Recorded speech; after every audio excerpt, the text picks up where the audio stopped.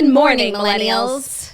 Welcome back to The Toast. Happy Monday. Hope everyone's having a fabulous, gorgeous, stunning, beautiful, stunning, smart, wickedly talented beginning of their week. Speaking of wickedly talented, it's a girl that I know, that I love. It's Jackie O. Hey, Jax, how you doing? I'm doing good. Would you say that I'm wickedly talented? I thought that's where you were going. Did I not say that? I don't know. I thought you were about to, like, speaking of wickedly talented, it's a girl that I know. So I don't know if...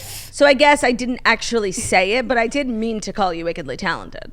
Thank you so much. That's what I was bracing for. And I was so flattered because I think what we do here is truly a talent. Special. And I find you to be so talented in the craft. So it's like, it means a lot coming from you. That's so sweet. Like you calling me talented, me calling you talented. Like we're in such a good mood today. It's fabulous, fabulous. We're so positive considering I know the events of yesterday. Yeah. So let's talk about it. Let's talk about it. I think we should start. Let's start at the beginning of the weekend because we haven't been together on air since Thursday. Right. Friday was our Jay Shetty episode. The reviews are in. I mean, people are obsessed. I think a lot of people who love Jay, like obviously he's a huge podcast. He has like 12 million followers. They were so excited. And then a lot of people that were doubtful. They're like, who's this Jay Shetty? I thought it was going to be Taylor Swift. So were you saying they're doubters, non-believers? That's exactly what I was saying. Thank you for putting it to a tune like that. And so many hearts and minds were changed. I knew people were going to be obsessed with the episode. Like, you know when you're doing something and you know it's good? Mm-hmm. Sometimes you're doing something and you know it's shit. But I knew what I was doing was good, and people were loving it. I know so many people pre-ordered his book. So I think Jay had a fabulous time. Jay sent me a voice memo. He was like, I'm reading through the comments on like YouTube, and like your fans are so nice, and like they're all ordering the book, and I just really appreciate you having me on. And you know, he was blown away by the power of the toast, and I was so proud to be like head toaster, you know? That's such a prideful moment. It was. And so I'm so glad everyone loved it. It was kind of different. We don't usually do like sit down interviews, but I thought it was like we took a chance, and I'm glad we did. Yeah, I'm glad we did too. And you did an amazing job. And I'm glad everyone liked it and got so much out of it. And, you know, this is like kind of like a busy couple of weeks because we don't usually do guests, but we have another guest interview that I recorded in LA. That's what happens when Turd goes to LA. It's so true. The turd hits the coast. Los Angeles Turd. On Thursday, we have another interview. If you're on Patreon, you already know about it. It's going to be a really good one. It's not the whole episode like last time. It's much shorter. We'll have a regular episode and then just the interview at the end. But I think you guys are going to love that one too. So it's good stuff. Fantastic stuff.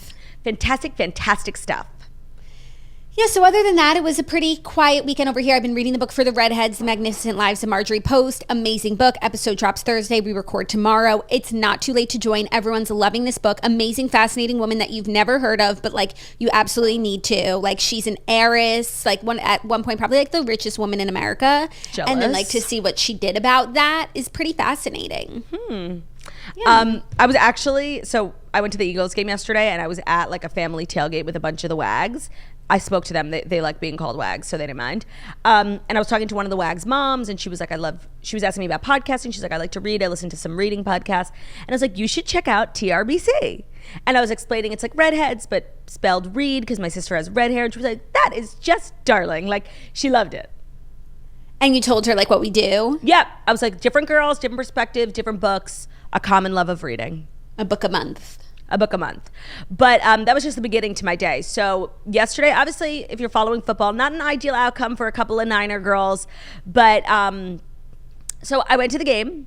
Major shout out to Annie, whose family owns Top Crop, which is like one of the largest and oldest family owned farms in, I think, all of Pennsylvania. And they have had this, you know, suite at Lincoln Field for like years and years. Their grandparents, like, it was like, just listening, it was actually amazing. And they were so cool and so nice, and like they were so generous to host us. And that's so nice. And so coincidentally, today's episode is brought to you by Top Crop. It's not, but you should check them out for all your produce needs. It was amazing. They were like so nice, and they were just like these like, they were just like so like Jersey Italian family. Like it was really awesome. And so we had great seats and I was feeling good, you know. But before the game even started, I just want to say, like, it is not even remotely possible for any team to do a game in Philly, especially when the stakes are super high, and win. Like, the energy, like, I've been to a few football games in my life and they're always like, you know, the fans are great and they have all these songs. Philly was on another level. They have like all these chants and hand motions and fireworks. Like, it was on crack. It was just insane. And like, the second I sat down, I was like, it's gonna be so hard, like, energy wise, for a team to win this game. Like, the fandom is the way that it is for a reason. Like, it's crazy. So the home court advantage was real. Yeah, and I think like home court advantage is definitely a thing, but I think in Philly it's on another level. Like, the fans, like, they were so engaged. Like, whenever it was their offense, silence. Whenever it was their defense, crazy. Like, and it didn't wane throughout the night. Like, people didn't lose energy. It was almost unfair. Like, that's how much of an impact I think the energy was having on the field.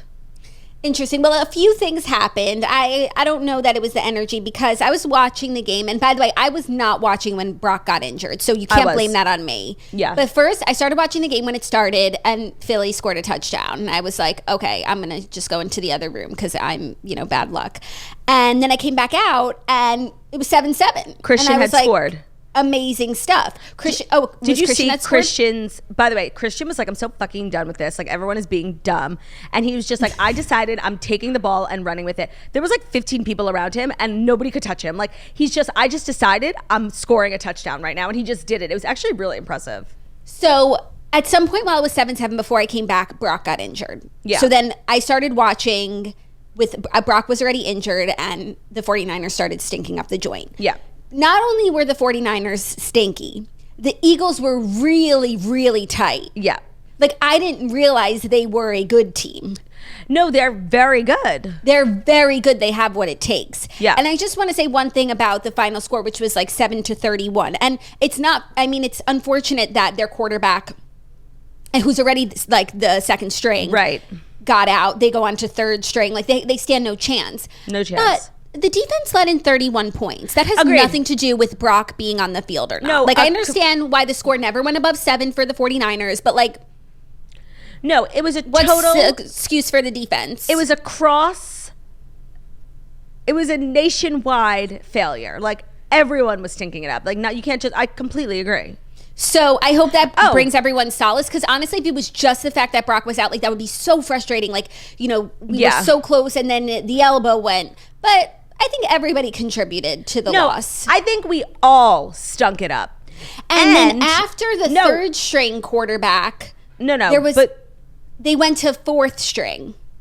And then they just started tossing the ball around like they were the little giants. Fourth string. No, Brady, what's his name? Brock. They ran Claudia. I know, he came in and didn't throw and he just kept tossing it. They ran the annexation of Puerto Rico. They did. Excuse me? You don't know that movie, Little Giants? Little Rascals? No. The football movie about the kids. And they run the annexation of Puerto Rico where they just keep tossing it and they make it down the field. No, by the way, I have no idea what that movie is.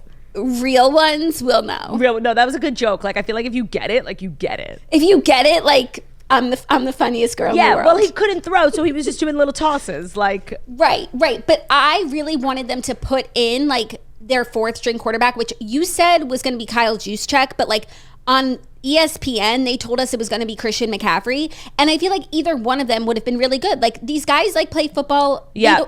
They play football for fun. Like, they can throw the ball. No, I agree. And like, they want it so bad. Like, you know, Christian wants to win. Like, they have like a lot riding on it. Like, I agree. They should have tried something. Christian and Kyle are so like enmeshed in the game plans. Like, I think more so than the third string quarterback, who probably nobody ever thought was gonna. No, and Ben was telling me have to play. He's been in the league for 15 years, like as a scrub. The boys were telling me. And you know what? Like, he could have really made a moment. You know, like Brock was relatively unknown until Jimmy Garoppolo got injured, and you know what? Brock made the most of that moment. Josh Johnson could have been a hero, and instead he's just stinking it up. Yeah, I would have liked to see like Christian or Kyle play quarterback, because I feel like they would have had fun playing and just like playing with their teammates, throwing the ball, you know, get back to what the game is different. about. Like, what they were doing wasn't working, so try something different. Yeah. It was painful. And, you know, like, I didn't want to be like outwardly cheering for the 49ers. One, because I didn't want to disrespect the family who invited me, and they were huge Eagles fans. Like, there were tears. Like, I was with Taylor Donahue and her sisters. They were literally not okay. Like, this was such a big deal. So I didn't want to be like annoying. And then I just started getting depressed. I was just like, this sucks. I'm depressed. And yeah. But to bring it to a positive note, then the second game was the Bengals versus the Chiefs. And I was like, if the Bengals win and it's Bengals versus Eagles, like, I'm literally not watching. I have no skin in this race. Oh, that's so funny. I feel the other way. Like, I don't really care Kansas about... City, like, we have Patrick Mahomes and we have Travis Kelce. And now, let me tell you why we're interested in the Super brothers. Bowl, LVI, whatever. It's brother v. brother. Jason Kelce on the Eagles versus Travis Kelce on the Chiefs. Jackie. Who are the parents rooting for? Jackie, it's brother versus brother, but more importantly, it's podcaster versus podcaster. They have a podcast together. Who? The brothers. The brethren? The brethren have a podcast together, and actually a few weeks ago, they did an episode about catching Kelce. And Travis was really honest. He said, honestly, I had no money. I like ran through every dollar I made in my rookie like career. I was just like excited to be making money, and they offered it to me, and I needed the money. Oh my God. One, I'm going to go listen to that episode. Two, I cannot believe that the Kelce brethren are podcasters. What's their podcast called? Catching Kelce's? It should be. No, it's called like, you know, Off the Field, Sideline. I don't know, some shit like that. Oh, it's totally called Off the Field. You know what I mean? Like Run the Ball. New Heights with Jason and Travis Kelce. Did I lie? Oh my God, are they gonna do an episode of, like, leading up to the Super Bowl? It would be good for ratings. Obsessed. It would be good for ratings. It would be. I'm listening to the show now. Oh my God, I didn't realize. Oh, I think that's a cool angle for the Super Bowl, and now I'm invested once more. It's a cool angle for the Super Bowl. Theo just got back from his walk, so if you hear a yelp, it's Theo. He's we did. Hey, no, do that. not eat my Fiber One bar, bitch. That's mommy's breakfast. Come here. So now, like, who do you think you're rooting for in the Super Bowl? I'm still rooting for Kansas City. I think I am too. I just have like no. Actually, I mean, a little part of me is now Eagles. Sympathetic. Eagles fan, because the wags that I met over FaceTime yesterday were so lovely. Yeah, so we got to pregame with a bunch of wags, and they were like, can we please see pictures of Harry? And I was like, of course you can. And then they were like, what's Jackie doing? Like, why isn't Jackie here? What is Jackie like? And I was like, let's just FaceTime her. And they got to see this housefrau in her bed looking a mess. But they were really sweet. They were. And you know what? They like want our support so badly. I will say though, you know, I was really nervous about going to Philly as an Eagles fan. I mean, as a Niners fan. Freudian slip. I was completely fine. Like, drama for what? But I was wearing an Eagles hat, so like I was trying to blend in, and I was with like 6 people like decked out in Eagles gear. I was fine, but I did feel as though, you know, if I were dressed differently, I would not have been fine. You know? Yeah. So you protected yourself, but you weren't being overly dramatic. I'm protecting myself. I'm doing what's best for me and my family. Yeah, but you were unscrupled. 100%. 100%. And of course, I felt like if I wasn't there, the Niners wouldn't have lost, you know? Of course, I felt like if I wasn't invested in watching, because of course I didn't watch the second game, but like, you know, this small piece of me wanted the Chiefs to win, and they won handily. Except I think it came down to a kick. Because then Zach came in this morning. At least it was a good game. It was 20-23. Like, that's what we should be getting, not 30-7. A blowout. Oh, and the worst part, the real worst part was like after in like the third and fourth quarter, when it was very clear there was no coming back. They had no game plan. They were losing.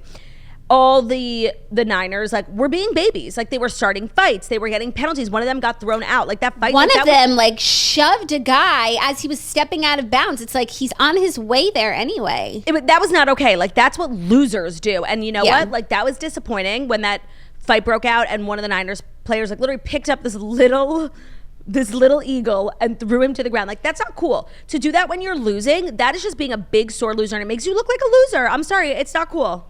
Yeah, well, you know what? They hadn't lost in a while, so they forgot what it felt like. 100%. Because they were winning. Yep. 100%. I'm glad I went. You are? Yeah, I had a good time. Like the tailgate was like so fun. And then once the game started, like my team was losing and I was like, this sucks.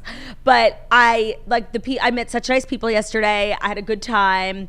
It was a long day. I left my house at 10:30 and I got back at 10:30. I'm not used to being out of bed that long on a Sunday. But I also got 10,000 steps. Like, it was a good day. Interessant. So who are you rooting for in the Super Bowl? It's so hard again when you truly don't care about either teams. Find something to care about. Well, I care because I was like annoyed at Philly yesterday, so like I don't want them to win now. That's usually what happens. It's like the team that beat your team you can't root for. I'm holding a grudge. Mm-hmm. Chiefs it is. And you know what? I'm gonna support my fellow TikToker Jackson. Yes. Austin. No, Jackson. Who's Austin? Austin is that singer. Not okay. He's a little guy. That little singer. Jackson is the brother of Patrick. You're not okay. I'm not okay. I really thought Jackson was the quarterback for a second. Like, Austin's the brother. Patrick. I always think that. You always think that. Patrick.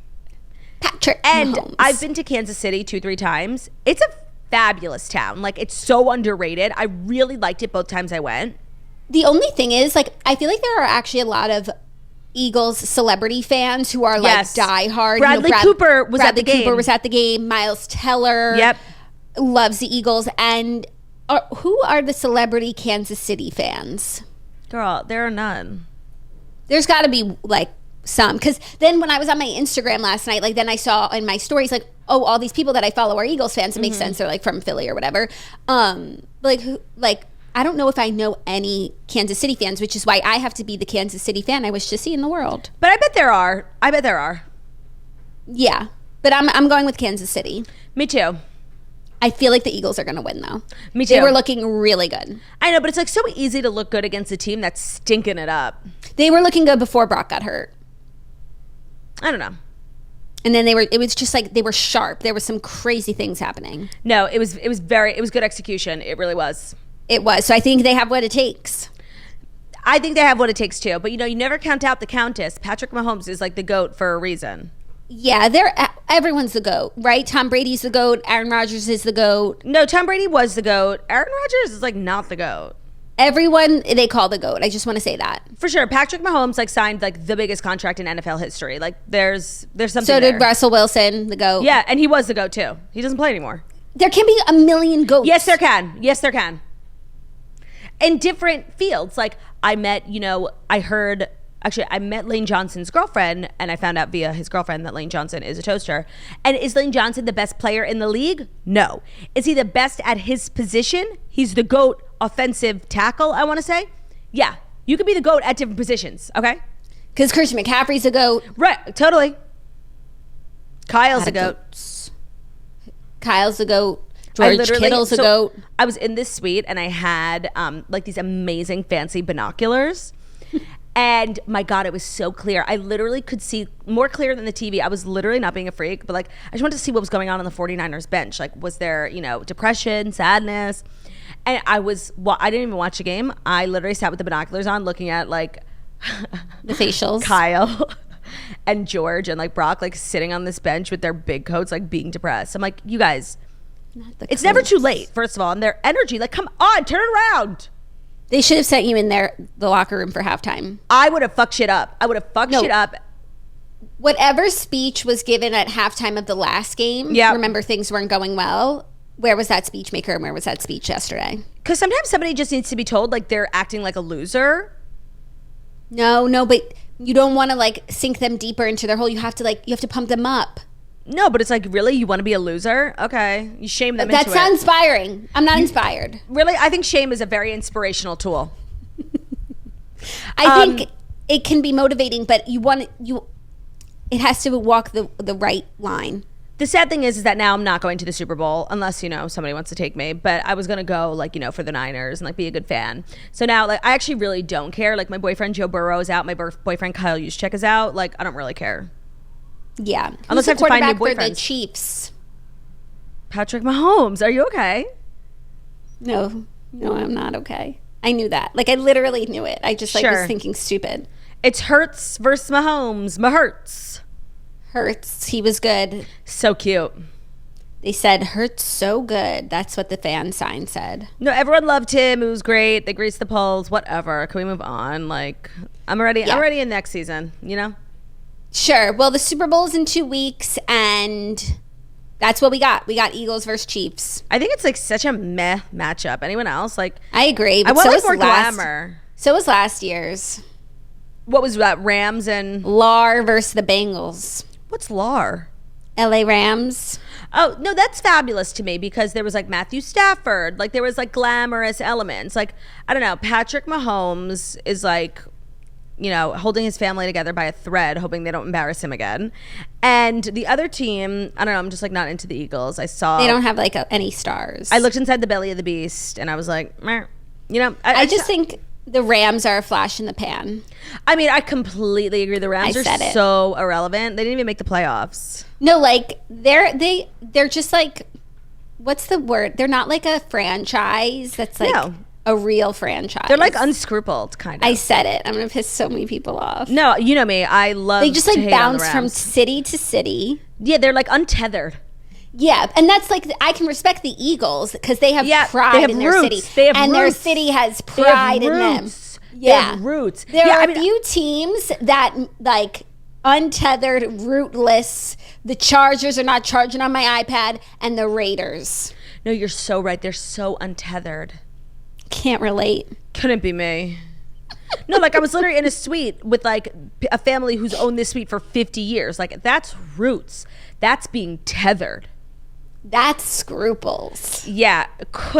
The LA Rams stadium has been built for 5 days. Yeah, it's like, oh, there's a new stadium being built in Las Vegas where the chairs shake when there's a tackle. Let's go there. Yeah, no, I'd rather go to where there's history.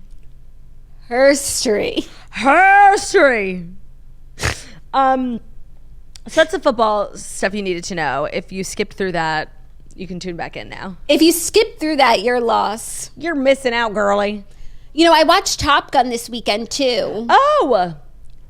And it was so good. Like, and I understand, like, we don't get movies that are real movies anymore. Mm-hmm. And so I really enjoyed it. And of course it was so hyped up, but I thought that I didn't even watch the first one, but like the storyline was so full circle.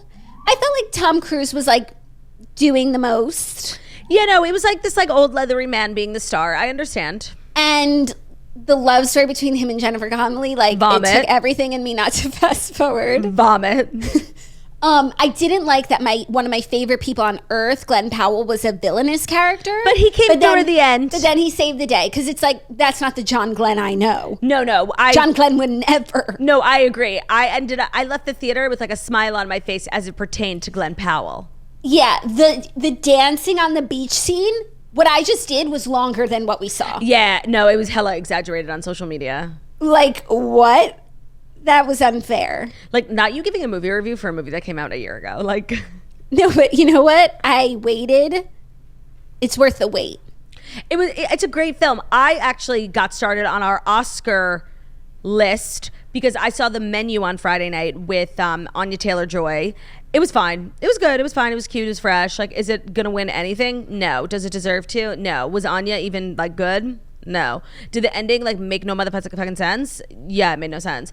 It's fine though. It was like a good way to spend the night, you know? Did you see this Oscars drama? It's not a story, but someone who was nominated for Best Actress, when I read her name, like so many of the actors and actresses like we've never heard of, so it wasn't that alarming. But like I never heard of the person or the movie, and now people are saying like the movie only grossed $27,000, and they're saying there's like corruption that this was nominated, like, you know, back channeling, because this person does not deserve to be nominated. And the other argument is like, it doesn't need to be a blockbuster to be nominated. I'm sorry. It needs to earn, there needs to be a threshold of money that needs to earn. Otherwise I could film, why can't this be nominated for an Oscar? It should be. We could do 27,000 views. Yeah, we could. And by the way, $27,000 earned, like divided by the price of a movie ticket. Yeah.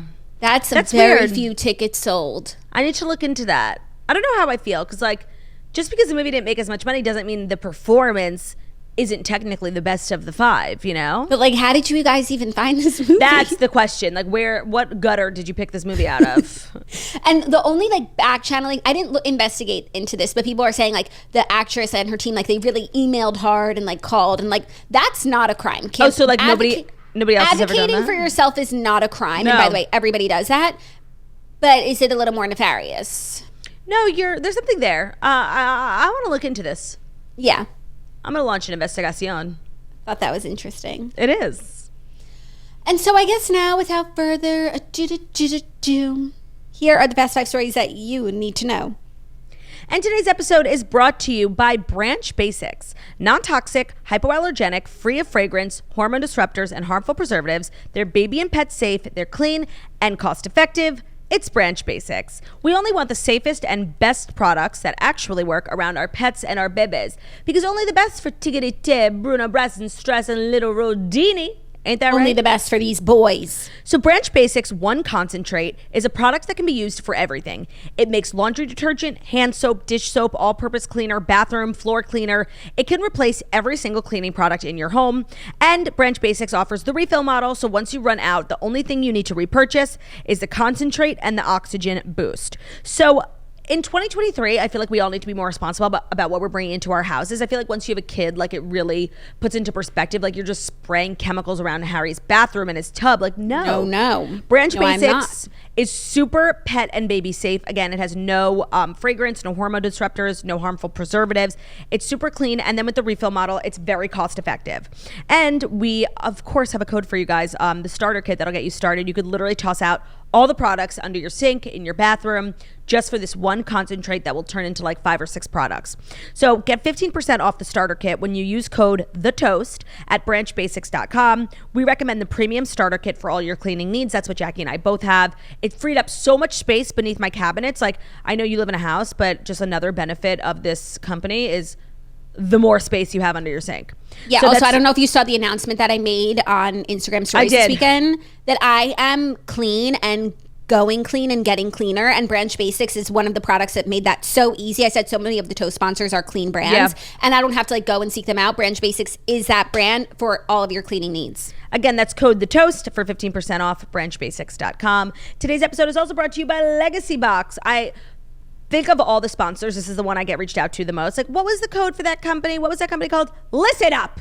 Legacy Box. Think of all the time and money your family invests in capturing family vacations, football games, birthdays, weddings over the years. Recording a lifetime of memories was a commitment, and camcorders can cost thousands of dollars. Tapes are expensive, and cameras were, back in the day, requiring film and development. So now you have a box of stuff, and you have memories you cannot access until now, thanks to Legacy Box. So Legacy Box exists to preserve your family's recorded moments digitally, ensuring that they're safe forever. So if you have a box of VHS, we did it years ago. It was the best thing we ever did. We grew up in the VHS era. We had boxes in storage of just like moments. We had no idea what was on there. For years, we tried like different things, like this VHS converter. None of it worked, and it was so expensive and hard. Legacy Box sends you packaging. They send you a label. Throw all your camcorders, your tapes, your cassettes, whatever you got, throw it in the box, and they will digitize it for you by hand. It's all done in America. It's super safe, and it's just the best way to preserve your family's memories. You can reclaim your glory days, makes a great gift for someone, or just for yourself. It's like something you've been putting off. You owe it to your family to safeguard your memories. Don't let your photos continue to fade. Become your family's hero and the favorite child. Save them before it's too late when you buy a Legacy Box today. That's legacybox.com/toast to shop this exclusive offer. Legacybox.com/TOAST. Legacybox.com/toast. Thank you, McClard. You're welcome. Our first story, big news that came out on Friday, I think. Blake Lively and Justin Baldoni will star in It Ends With Us. Justin Baldoni is also directing, and Sony Wayfarer Studios adaptation. I don't know what that means. Blake Lively and Justin Baldoni are attached to star in the film adaptation of Colleen Hoover's best-selling novel, It Ends With Us, which is in development with Wayfarer Studios and Sony Pictures. Baldoni is also set to direct, with Christy Hall adapting the script. Alex Sachs will produce for the Sachs Picture Company, along with Jamie Heath, who will produce on behalf of Wayfarer Studios. Lively and Hoover are also executive producing, along with a bunch of other people, a lot of cooks in the kitchen on this movie. So it is pretty certain that Blake Lively will be playing Lily, who is our main character, and Justin Baldoni will be playing Atlas. Yeah. Not him, right? like, directing and giving himself the best part. So there's not been Confirmation. 100% confirmation, but Blake Lively did post a Instagram story with darker hair that's like brownish, reddish auburn, with the song playing "Lily, My One and Only," which means she's it was a playing confirmation. Lily. Okay, except like until she posted no, that. sorry, honestly, I'm sorry. No, it's confirmed. Colleen Hoover. This news broke because Colleen Hoover made a TikTok and told everyone. Right. Until Colleen's TikTok, I thought maybe she would be playing, like she would be involved in executive producing and like playing Ryle's sister, because this is a miscast. Okay, this is such a flop, and I'll preserve judgment. Like, I will see the movie with open mind. But first of all, I read the book. I love the book. The characters are much younger than both of these two. It's supposed to be this like really young girl who finds herself in like a shitty fucking situation and doesn't know what to do. And like when you see Blake Lively, she's older, she's more mature. Like, someone of that age would handle the situation that Lily's put in very differently than someone who's actually Lily's age. I hate this. I also hate the Justin Baldoni part of it, because let me tell you why. I don't know Justin Baldoni. I know people like die for him from like the Gina Rodriguez show, Jane the Virgin. I don't know this man. I don't know why. Like, I just get thirsty vibes from him. I cannot explain. Like, I know nothing about him. You want to know why? Why? Because he has a podcast. Ooh. That's his podcast, which was nominated for a Webby. Jealous. I just like, I cannot stress how much I hate this. And people on TikTok have been doing like, here's who I would have cast, doing such good jobs. This was so ripe for an amazing casting. Not only is Lily such a great character, it's such a great story. It's a young story, so we could have a young actress, we could have someone we don't know, a young starlet. Introduced to someone, like, I hate to be ageist, but these two are too old for this role. It's not ageist to say, how old is Blake Lively? Please Google that for me. It's not ageist to say somebody who's, I think I'm going to say like 38. Yes, also, Lily had just graduated college, so she's like 22, and Blake Lively's 35. She's too old. I'm sorry, that's not being ageist, it's just facts. Yeah. I hate this casting. And it's like, when we go to the younger scenes of when she knows Atlas in high school, like, are they going to get a different actress? Oh. You're not going to have me watching Blake Lively play a high schooler, are you? I had seen people casting like their dream roles. Sadie Sink for a young Lily, of course, was perfection. Of course. To me, this just sucks. Like, to me, it's just so obvious to go with like Blake Lively. In like, her name is, you know, Blake Lively. Everyone knows her. It's just so, I don't know. It's so uninspired. And I love her. This is nothing against her. This like sucks. It is uninspired. Missed opportunity. Even though I'm sure Colleen is over the moon with the casting, because like this gives so many eyeballs to her movie. But like, this book sold over 20 million copies. Like, it's gonna be a big success. Also, people are upset because Lily is a redhead. Yeah. And we don't have a natural redhead in the role. No, that's true. And, you know, in the age where, like, we don't, you know, no more skinny people playing fat people. Yeah. Straight people playing gay people. Where do the redheads fall into that? People playing hetero people. Yeah. It begs the question. Now we have an unnatural redhead. Though, personally, if you want my opinion as a redhead, that part doesn't bother me, especially since she's dyeing her hair red. It's like, you know, she's wearing the fat suit. Yeah. There will still be the fat character. There will still be a redhead. It's literally fine. Well, I'm just saying. No, I'm saying I agree with you. Yeah, but that's because that's been our thinking, like, every time this conversation comes up. I don't know. I just like, this sucks. Like, it really fucking sucks. Yeah. And who's going to play Ryle now? And Ryle is older. Like Clint Eastwood. Clint Eastwood. Yeah, like, not to, like, this just sucks. You heard it here first. Clint Eastwood cast in Colleen Hoover's adaptation of It Ends With Us. You know who should play Ryle? Who? Ryan Reynolds. Literally. I think a lot of people just assumed that Justin Baldoni would be playing Ryle. Like, because he was involved in the project and he kind of like looks like the described character like in the book. Does he? To me, he looks like Atlas. No, to me, he looks like Ryle. In this picture that they're showing. Well, the hair. Yeah. Because Ryle's like... I think I imagined him as Ryle. But he's playing Atlas. Yeah.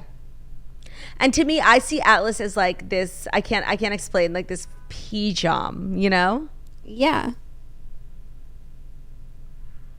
I don't know. I just like... I want to go home. Like, I hate this. Yeah, I just feel like this movie could have been, like Miley and Liam in the last song. Like, yes. bringing us like young love. Even it doesn't. They don't even have to be unknowns. And instead, we got this. It's giving Age of Adeline. Like, I don't. Yeah. Oh, that guy from Age of Adeline would be good too. I think of him a little bit as like a Ryle. I just feel like, and this is going to be a hot take, and maybe I'm going to get hate for it. And I love her.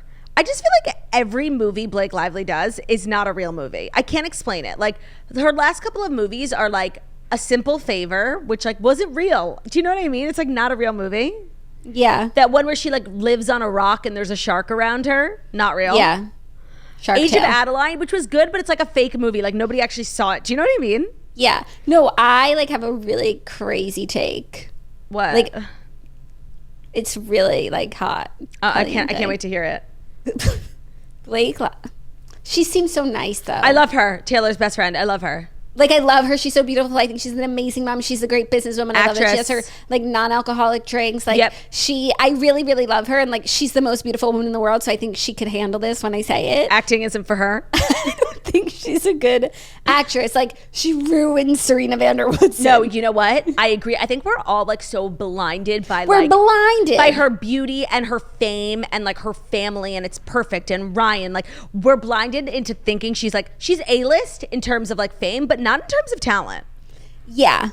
You know what? I wouldn't call her. Love that call. I wouldn't call her wickedly talented. No, you know what? I agree. But she's so beautiful. Like, why wouldn't you want to watch her even if she's like screwing up?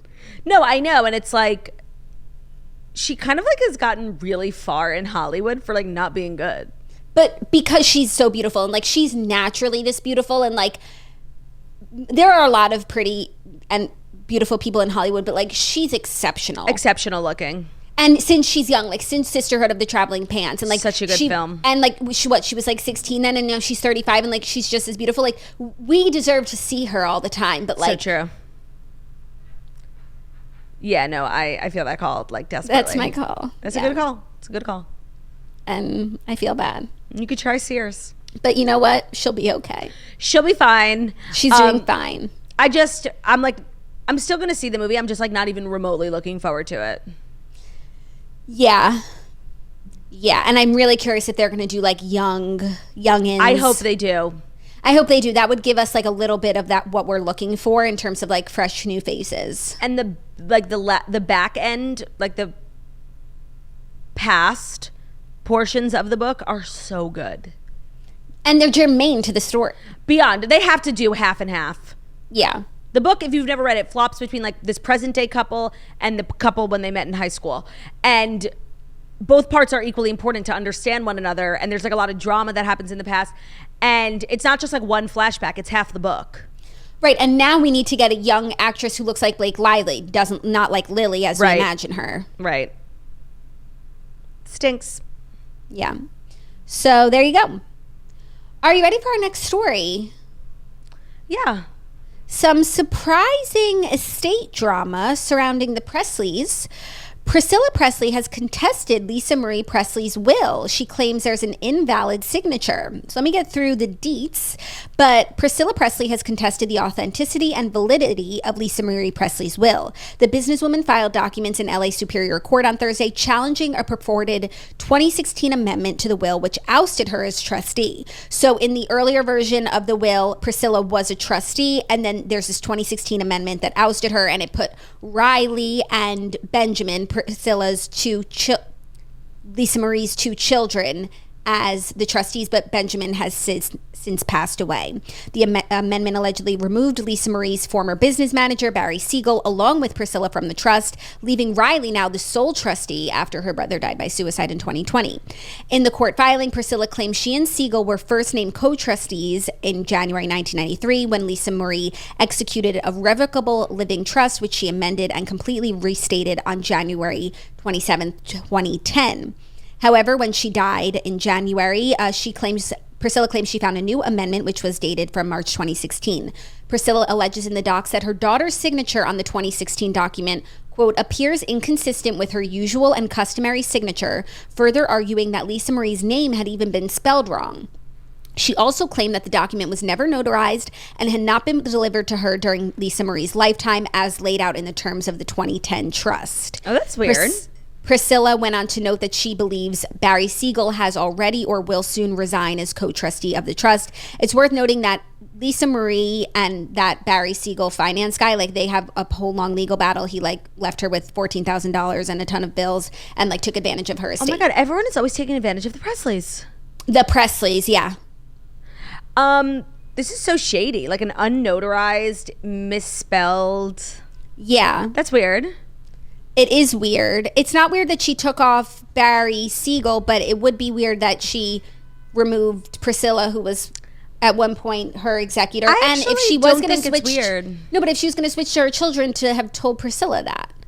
Yeah, but I guess at one point, like, you're not supposed to outlive your daughter. So I think, you know, the thinking was moving it from my mother to my children, because, you know, it should go, you know, my mother dying and then me and then my children. Right. But that obviously didn't happen. I feel like it has to actually be really that crazy if Priscilla's like fighting this legally, because otherwise it just means that Riley's the executor and like that's her granddaughter. Right. What's the problem? I also feel like it should be relatively easy to figure out if this like document is fraudulent and forged. Yeah. And it's like if it was, then like who forged it? Also, like, who would do such a thing with the express interest of like Riley and Benjamin? Right, right. You know, it's not like so-and-so put his name in there. No, there's something a little weird here. There's something a little weird here. I think so too. I guess we'll have to wait and see. That was surprising, especially like so soon after her passing. Like she was laid to rest last week. When like obviously that's the thing about death, is like there's a lot of paperwork. So you're trying to grieve and then there's like a million things. Yeah. So if you see like a funky signature and big changes were made, ask questions. You got to ask some questions. Yep. But also she like is filing. She's filing tings. The tings have been filed. Are you ready for our next story? If it's the next story, that's brought to you by Modern Fertility. For a lot of us, the start of the new year feels like the right time to schedule a doctor's appointment, check in with where you're at health-wise. But what about your reproductive health? We've always been big fans of planning ahead, you know, scheduling trips months in advance, plotting out our next career move, figuring out what we're doing for dinner while we're still eating breakfast. But we've never thought much about planning for kids. Did you know that 1 out of 8 couples struggle with infertility, which is a staggering statistic that most people generally don't know or aren't ready to talk about? That's why Modern Fertility was created. It's an easy and affordable way to test your fertility hormones at home with a simple finger prick. You'll mail it in with a prepaid label and you'll get your personalized results within 6 days. You'll get an insight into your hormone levels, like your ovarian reserve, aka if you have more or fewer eggs than the average woman your age. And you'll get insights into other important factors that can impact your fertility. The results will go deep into what every hormone means, and you can also download the results to view with your doctor for next steps. Keep in mind that traditional hormone testing at a fertility clinic can cost over $600, but Modern Fertility tests the same general set of hormones and it only costs $179. And we've got a code, because if you go to modernfertility.com/toast, you'll get an additional $20 off your test, and you can get reimbursed for the test through your FSA or your HSA. Right now, Modern Fertility is offering our listeners $20 off the test when you go to modernfertility.com/toast. That means your test will cost $159, which is just a fraction of what it would cost at a fertility clinic. Get $20 off your fertility test at modernfertility.com/toast. That's modernfertility.com/toast. Today's episode is also sponsored by Squarespace. Squarespace is everything to sell anything. They have tools that you need to get your business off the ground, including e-commerce templates, inventory management, a simple checkout process, and secure payments. Whatever you sell, Squarespace has merchandising features to make your products look their best online. So if this year you want to get into like a side hustle, or you work in e-commerce and you don't have a ton of experience building websites, Squarespace is an amazing place to start. I have built many websites over my years on the internet, and I can tell you Squarespace is the easiest to do it, because I think a lot of people are very intimidated by building a website, especially if you don't have a background in like software engineering or design, and you don't need to. Squarespace can get you up and running with like a really professional looking website that you can design so easily. Their templates are really easy to use, and you don't need to have like a computer science background to get it done. They also just make e-commerce really easy. They have insight to your analytics with their traffic overview. You can see how your visits, unique visitors, and page views are trending. You can gain insight into the top traffic source, the products, the device types, browsers, operating systems. It's really great. And also the great part about Squarespace is that you own all the content that you put on the platform. They offer a one-click data portability. So if you've been, thinking about getting into a side hustle, a side business, or you work in e-commerce and you want to revamp your website, check out squarespace.com/toast and you'll get a free trial. And when you're ready to launch, make sure to use code TOAST to save 10% off your first purchase of a website or a domain. Again, that's squarespace.com/toast for a free trial, and then offer code TOAST to save 10% off your first purchase of a website or a domain. Thank you, Claudia. That is so wonderful that you shared that with us. You're welcome. Our next story, an end to the saga of Amy Robach and TJ Holmes. They have been fired, exited at ABC. ABC confirmed Friday that, quote, distractions, TJ Holmes and Amy Robach are officially out at the network following their scandalous affair. Sources tell Page Six that the deal between the network and their GMA3 anchors turned lovers was signed, executed, and done by Friday afternoon. An ABC spokesperson later confirmed the news in a statement, saying, after several productive conversations with Amy and TJ about different options, we all agreed it's best for everyone that they move on from ABC News. We recognize their talent and commitment over the years and are thankful for their contributions. Also, then this weekend, Amy and TJ were spotted packing on the PDA in LA. Yeah. So they're still together. That's what's most important. I feel like there's something we don't know here because, to be honest, like, dating your coworker is not a fireable offense, especially when you work in media and there's been so much press around this and people are like kind of obsessed. It's all good. All rising tides rise all shides, So I feel like they did an investigation and like found something else out. Like, I don't know. I feel like I'm missing a piece of information because I don't really understand what these two did to get let go. Well, along the way, I feel like I saw some stories about how he had some other affairs with people that he worked with like over the years, not while he's been with Amy. I think that they made it seem like that affected Amy and how she felt about him, but they're still together, so maybe that's all nonsense. I don't know like how deeply these claims were validated. Researched.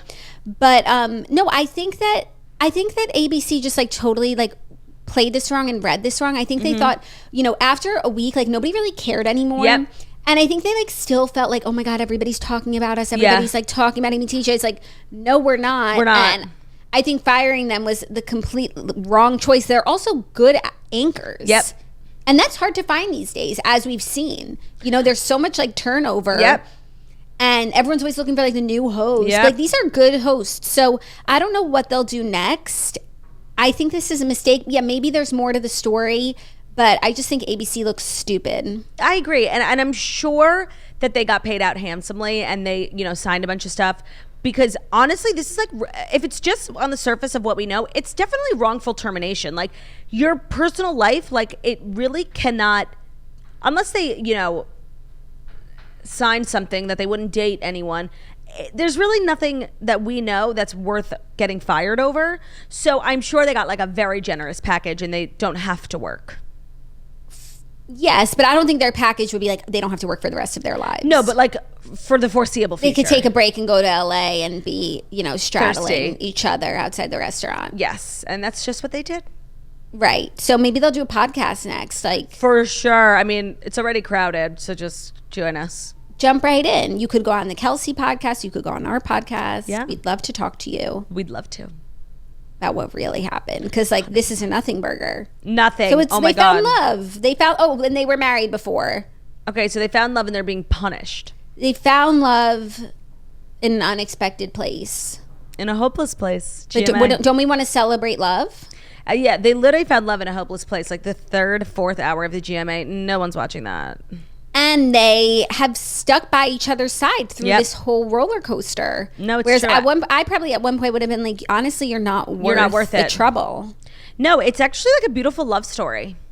Yeah. I look forward to seeing the movie about it starring Blake Lively. 100%. She would do great. She would do great in this role. Are you ready for our next story? A little more TV news. Page Six is reporting that Bravo has lost interest in RHONY Legacy as contract talks stall over money. I believe this. The Real Houses of New York City Legacy show may not happen because of a dispute about how much the cast should be paid, Page Six has exclusively learned. We're told Bravo has hit pause on contract negotiations, with sources close to the cast telling us the network is lowballing them, while production insiders huff that they think that the talent think they should make what the cast of Friends made in their heyday. Meanwhile, Page Six is told that the network appears to have lost interest in pursuing the Legacy edition amid the deadlock. So I believe this. I believe that the Legacy women want to get paid at least what they were making at the last paycheck that they got. And for Bravo, that's an expensive show when they have, a new show, RHONY Regular, where they're making their starting salary entry level. No, and it's a lot of money to pay women on a show that sucked. Like the show, we are at this crossroads because the show stunk. Right. So to keep paying these OGs like Sonia, Luann, who've been on forever, who won't accept less than $1 million a season, probably more, to pay that for a show you have no idea if it's even going to be successful, no, and for a show that when we last spoke flopped. It failed, yeah. Why would you pay them those rates? And I also understand why for them, they're not going to really accept. Get out of bed. Maybe they'll accept a little bit less. Okay, so we've been humbled. Our show wasn't doing well, but they're not getting out of bed. They're not sharing their lives and everything that's so personal to them, because those women really give it all, and they're not going to do that. And you know what? This whole story just makes Ramona look like a queen. Ramona, she said she bowed out. Some people didn't believe her. I actually kind of do. She's bowed out. She's not even involved. She's, posting her real estate content, and she's not getting dragged into this. And honestly, I feel like that was a really good call, because I feel like the show might not even see the light of day. Yeah, I really agree. There's always headlines that Ramona's better than ever, happier than ever, glad to be done with RHONY. Yeah. I do believe that, especially if there's not going to be a show anyway, and she looks like the smartest one in the room. Yeah. So my mind immediately went to Ramona. I could so see these women being like, it's Legacy, we've been on forever, I want $2 million. I could see that. I could see Bravo being weighing their options. This is dumb, by the way, because I'm sure this show will not even get picked up for a season 2. So I actually understand both parties in the crossroads, and honestly, I don't think they should do the show. Yeah, I could see Luann being I'm the Countess, right. I'm a big star, I'm not doing this for more than, let's say, $1 million. And then that also makes people like Sonia and the other ones being well, if Luann's getting $1 million, I want $1 million. I've been on longer, blah, blah, blah. Yeah, so whether this is true or not, I don't know, but I could see it being entirely true. Yeah, and it makes sense. I feel there's almost no energy for it. Does anyone care? No, I don't think the lay people care. It's just diehard corner of the internet Bravo fans, and I don't know if that's enough to make money for a network. It's not. So I feel sorry for them. If they don't get what their show, but there are so many now All Stars, Ultimate Girls Trip, throw them in there. BravoCon. There's a way to be a Bravo celebrity without having a show. Now, they just had that show on Peacock, Traders or whatever. They had people from Shots of Sunset, all different reality shows that have been canceled, that are not still on. And there's a way to have a career as a reality star without having your own show. Yeah, I think that they would be better off, sending them on some of these Ultimate Girls Trips than giving them their own show. I agree. Are you ready for our fifth and final story? Final story, yes I am. A little collaboration news that never was, that I actually found so interesting. Katy Perry reveals a huge mistake in declining to work with Billie Eilish. So a TikTok video was posted by 102.7 Kiss FM on Friday. Katy Perry was performing, and she told a group of fans during what appeared to be an intimate gig about the collaboration that could have come to life. Katy Perry said she received an email from someone that said, "Hey, check out this new artist. I'd really like us to work with her because she was working for me. She was working with Unsub Records." At the time, Billie was unknown. She said it was a song called Ocean Eyes, and it was just a blonde girl. And I was like, meh, boring. Dead. Honestly, then she admitted it was a big mistake, huge mistake, passing up on the offer, and said, "Don't let this hit the internet." No, but you know what? No, I completely agree. That's how the music industry works. Like, there are so many like pretty young, talented girls, and there's really no reason why one makes it over the other, you know? No, and the song Ocean Eyes, I know it's like the biggest song in the world. It's never done much for me. Actually, I love it. And if I heard it for the first time, I would have been like, meh, boring. No thanks. Yeah. By the there way, was no way for her to know. I think that this gig she was at, or whatever, maybe it's not the same one, but you know, she was like in Australia this weekend at this like Good Day Australia like charity. It was like this big fancy black tie event, and the honorees were Katy Perry and Miranda Kerr, and they like posted a million photos together, and I just felt like it was so weird, like, because Miranda Kerr was there with Evan Spiegel. I don't know if Orlando Bloom was there with Katy, but like Katy's husband, father of her child, is Miranda Kerr's ex. And like Miranda Kerr, I just started following her on Instagram because she follows me, and she's so premium and she's so stunning. And I saw like a million pictures. She like posted 1,000 times with Katy Perry, and I was like, what is going on in the House of Commons? Maybe they all get along. No, I think that they do. I mean, Miranda, they're also moved on. Do Miranda and Orlando have kids together? Any? Oh, that's a good call. Let's Google if Miranda they do, Kerr. Then that makes sense as to how they could be like so, you know, peaceful and co-parenty. Okay, she has 3 kids. Yeah, one's a Bloom. Okay, Flynn, so Christopher, Blanchard, so Copeland, you know what? Bloom. That's really nice. That's really nice that they all get along. Yeah. I mean, they're It's both nice so for Flynn. happy and moved on. Like, Orlando and Katy are so in love, and of course Evan and Miranda. So it's easy to co-parent when, you know, everyone ends up in a really happy, you know, successful relationship with somebody equally as rich, you know? Yeah. When everybody lands on their feet, why can't we be happy for one another? It's nice. Mm-hmm. I just thought it was Interessant. cute. I'll have to check out the pics. No, and they look so cute, and like they actually kind of look alike. I could see like how that would be like Orlando Bloom's type. You know what I mean? Yeah.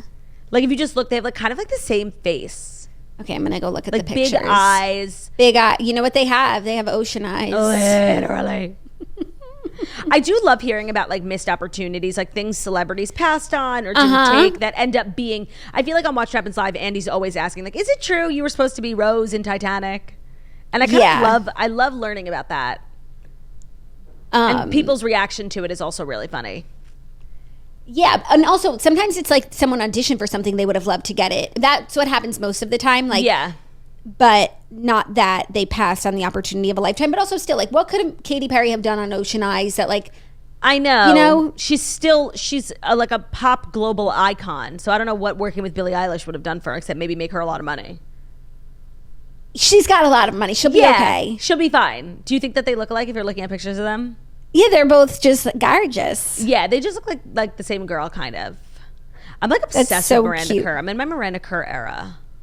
Oh, that's so cute. She's kind of everything of the sort. Like, the more I think about her, I mean, I could talk about her marriage for a lifetime. She is on Skinny Confidential podcast. I know, because she has a brand, makeup brand, Cora Organics or something. Is it clean? It's very clean, and she was on the podcast talking about how, like, it's so crazy what gets put into our makeup and skincare products. Like, that's what I'm trying to say. Miranda and I are the same. No wonder you're in your Miranda era, because we're the same. So true, and I'm always in my Jackie O era. My Jackie era. So those are the fast 5. Definitely needed to know. I'm really glad. Honestly, I was like annoyed when our episode came out on Friday and we didn't have a chance to talk about Blake Lively, because like I was fucking pissed. Like I was like, now I'm over it because like I moved on with my life. But like I was like, this fucking sucks. Yeah, I'm gonna move on with my life. I'm just not gonna be as excited as I once was for the movie. Like maybe, you know, it'll be like Top Gun where I see it 8 months too late. Sorry. And I think that because I'm not really excited about it, like it's not going to be successful. Yeah, no. And I think that they should kind of take a step back and look and say, Jackie O's not excited. Maybe we should change things up. Yeah. Maybe Blake Lively should play Ryle's sister. Yeah. I want to find this TikTok. Somebody cast the movie to perfection. I think I know it was like Sadie Sink plays young Lily. Abigail Cowan plays older Lily. Who's Abigail Cowan? She's from Sabrina you wouldn't know her from, but she was in Sabrina the Teenage Witch, but she's just a gorgeous redhead. People really wanted the guy who plays Conrad in The Summer I Turned Pretty to play young Atlas, and I totally saw that. Okay. Lily Collins as Ryle's sister. Yes. Okay, so we saw the same TikTok. Married Wait, to, I think it was Miles Teller to be Marshall. Because Marshall's like this goofy. I kind of saw Marshall as like a really young Jason Segel. Okay, wait. Here. I think I have the TikTok you're looking for. Yeah, I'm all brushed up on my talk. Oh, a really young Jason Segel. Yeah, that's pretty. He's too old now. And I think Miles Teller could do a good job at like a good Marshall, like goofy, curly hair. Yeah. And everybody wants Ryle to be Theo James from White Lotus. Yes, this one says, do you see what I sent you? Where'd you send it to me? Sadie Sink is young Lily. Yeah. Lewis Patridge is young Atlas. No, okay, that's Abigail Cowan and adult Lily. I found it. Okay. Okay. Look at the one I sent you, though. No, I already saw that one when I was just looking right now because I Googled the same thing as you. So, Conrad from... Noah Centineo as Marshall. Yeah, that one stinks. I don't like that casting. That one went viral. This one went viral, okay? Okay. Conrad as young Atlas. Adult Atlas, Alex Pettifer. I don't like that, but that's the only flaw in the Let's give him Blake Lively. Sadie Sink, young Lily, of course. Holland Roden as adult Lily. Do you know Hold her? on. Let me Google. She Sounds very familiar. briefly dated Zac Efron. I don't know if she has like Holland. a ton. Holland Roden. Gorgeous. Yeah, she looks familiar. She has like that face. Theo James as Ryle. Miles Teller as Marshall. Lily Collins as Marshall's wife, Alyssa, Ryle's sister. This is the best one. Shout out to Katie Feeney on TikTok for going viral with that. Yeah, that's good. Like the fact that people on TikTok can like make a cast come to life better than a movie studio will just blow my mind in perpetuity. Yeah. And I do feel like TikTok should have been able to weigh in a little bit, considering like they have some good ideas. This was the book of TikTok. So true. So motherfucking true. I wonder how Colleen feels. I mean, I'm sure she's mostly like so down, but like that TikTok feels so much ownership over her books. It's like, no, I wrote them. I think for an it's author, my vision. But I think for an author, that's like the dream. Oh yeah. I mean, what happened to her and her books and like just the virality and book talk and everything like is amazing. Yeah. And I think any cons that came along with it are not even a blip on the radar for her. She just bought her mom a house. She's fine. Yeah. So that's our show. That is our It is, show. correct? Yeah, ours. Oh, I was confused. No, I feel like some people thought it was the Kelce brothers show, but it's not. No, but it wasn't. But it's so similar. That's New Heights, right? Was that the name of it? I don't know. In the Heights? I feel like I thought it was. No, I think it was New Heights. Hold on, I already lost it. Kelce Bros, the Kelce Brethren. That's what it should be called. 100%. New Heights. Is that what I said? Are we okay? It's just it's a bad name that you literally can't remember if you tried. Your life depended on it. So this has been a new episode of New Heights. Thank you so much for listening to New Heights, the Millennial Morning Show, where we deliver the fast-sized stories that you need to know every Monday through Friday on YouTube. So if you're watching this on YouTube, please feel free to subscribe and give this video a thumbs up. We're also available as a podcast everywhere podcasts can be found. So it's Spotify, iTunes, Stitcher, Public Radio, iHeartRadio, CastBox, all the places where you listen to podcasts. Find us, leave a 5-star review about how beautiful, stunning, and wickedly talented we are. Hope you guys have an incredible Monday. We'll see ya tomorrow. Love ya. Bye.